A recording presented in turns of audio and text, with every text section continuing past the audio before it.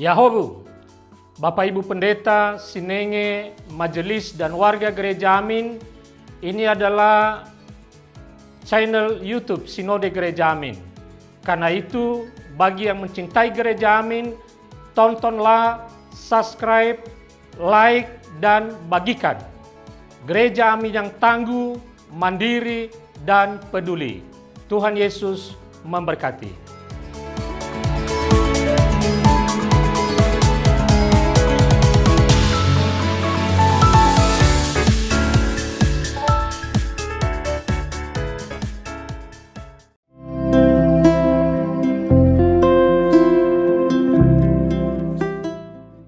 Hai Teens, jumpa kembali dalam acara TFC. Kali ini kita akan menyimak renungan yang ditulis oleh Pendeta Daniel Kristanto Gunawan dalam buku Teens for Christ dengan judul Bukan Soal Uang, berdasarkan Kisah Para Rasul pasal 8 ayat 14 sampai 25 bersama dengan saya Phoebe Bernadette.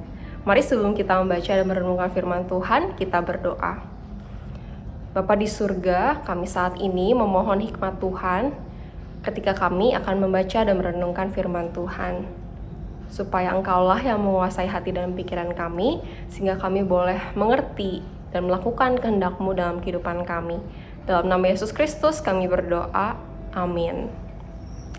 Teman-teman, yang akan menjadi pusat perenungan kita diambil dari Kisah Para Rasul pasal 8 ayatnya yang ke-20. Saya akan bacakannya bagi kita semua.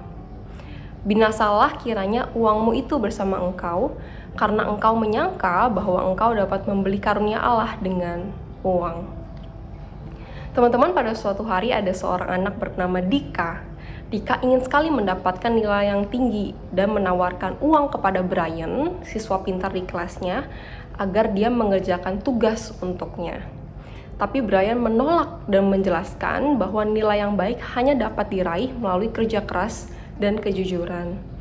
Brian pun mengajak Dika belajar bersama, sehingga Dika menyadari bahwa usaha dan integritas jauh lebih berharga dibandingkan uang.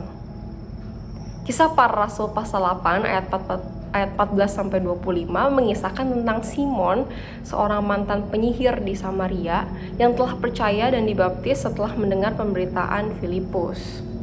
Ketika Simon melihat bahwa Roh Kudus diberikan melalui penumpangan tangan para rasul, ia menawarkan uang kepada Petrus agar dirinya juga diberi kemampuan untuk memberikan karunia tersebut kepada orang lain.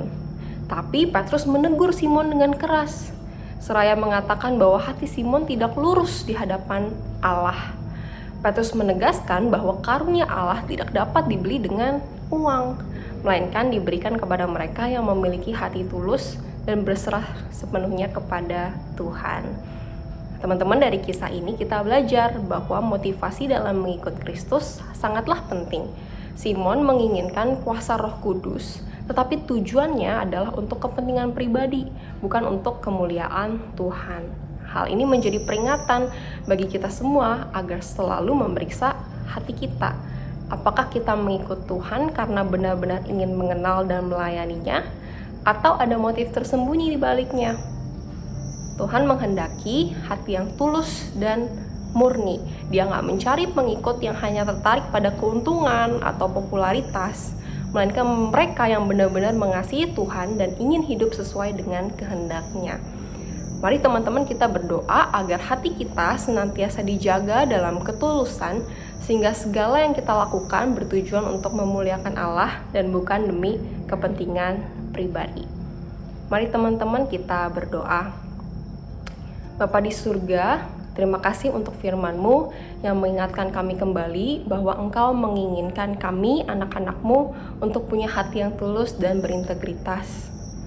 Engkau mengajar ke kami betapa karakter kami lebih penting dibanding uang, ya Tuhan. Engkau menghendaki kami sebagai pengikut Kristus untuk betul-betul mengikut-Mu karena kami mengasihi-Mu dan bukan untuk kepentingan kami pribadi.